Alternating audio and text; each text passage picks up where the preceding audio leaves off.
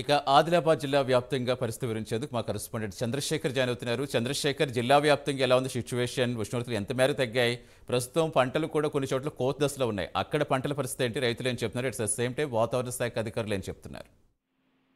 Okay సతీ జిల్లా ఉమ్మడి ఆదిలాబాద్ జిల్లా అయితే వాతావరణం ఒక్కసారిగా చల్లబడింది అయితే చెప్పొచ్చు. ఉపరితల ద్రోణి కారణంగా అయితే జిల్లాలో మోస్తరుగా వర్షం అయితే కురిసింది. జిల్లాలో గత సోమవారం నుంచి అయితే మోస్తరుగా అయితే వర్షం కురిసింది.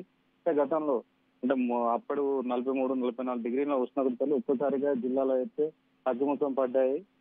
ముఖ్యంగా ఇప్పుడు 39-38 ఉష్ణోగ్రతలు అయితే నమోదయ్యాయి.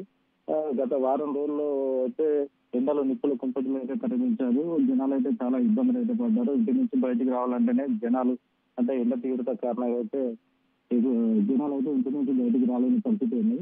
ఇది గత 3-4 రోజుల నుంచి వర్షాలు కురవడంతో అయితే జనాల ప్రజలైతే కొంచెం ఉపశమనం అయితే పొందింది. అదే ముఖ్యంగా రైతులు అయితే చాలా ఇబ్బందులు అయితే పడ్డారు.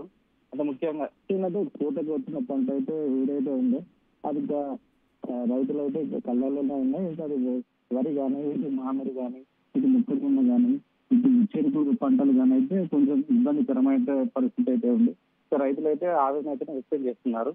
ఇటు ప్రభుత్వం అయితే వారికి వెంటనే ఆదుకొని వారికి ఏదైనా సాయం పట్టాలు కానీ అందజేస్తే వరి ధాన్యం తడవకుండా ఉంటుందని అయితే రైతులు అయితే వాపోతున్నారు. ఇటు ముఖ్యంగా ఇటు మామిడి రైతులు అయితే చేతికి వచ్చిన పంటనైతే ఇప్పుడు వడగళ్లతోటి ఇటు వర్షంతో అయితే మామిడి పంట అయితే కొంచెం ఇబ్బందికరమైన పరిస్థితి అయితే ఏర్పడింది. దాంతో అయితే రైతులు అయితే దానికి తగిన గిట్టుబాటు ధర అందించే విధంగా ఏర్పాటు చేయాలని అయితే ఇటు అధికారులను అయితే సూచిస్తున్నారు. ఏది ఏమనైతే రానున్న రోజుల్లో మరి వర్షాలు పడే అవకాశాలు ఉన్నాయని వాతావరణ శాఖ హెచ్చరించడంతో ఇటు రైతులు అయితే ఆందోళన అయితే చెందుతున్నారు. Thank you Chandrasekhar.